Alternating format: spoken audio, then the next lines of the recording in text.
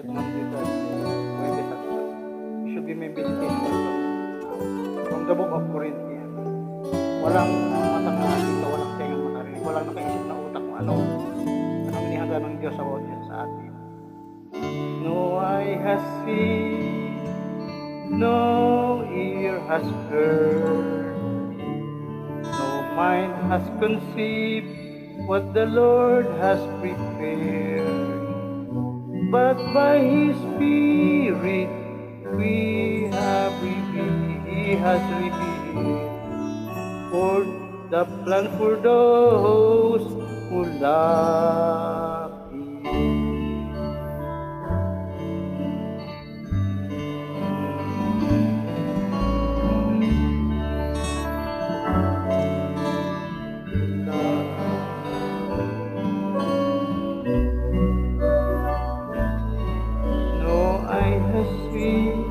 No ear has heard, no mind has conceived what the Lord has prepared.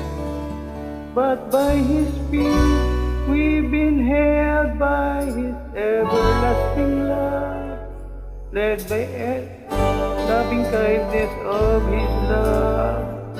We have hope, but the future yet to come. In time we will understand the mystery of His plan. Oh,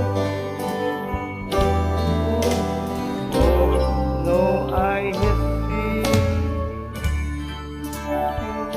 no ear has heard, no mind has conceived what the Lord has prepared. But by His Spirit He has revealed His plan to those who love.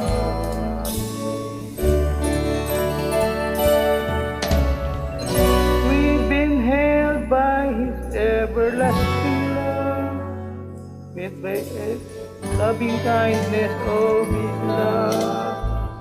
We have hope, but the future, we have hope, but the future yet to come. In time we'll understand the mystery of His plan. Oh,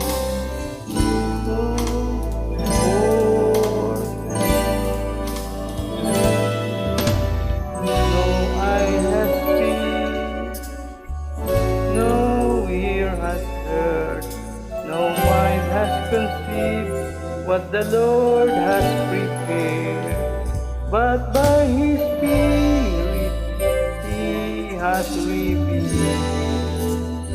His plan to those who love Him. His plan to those who love Him. Praise God.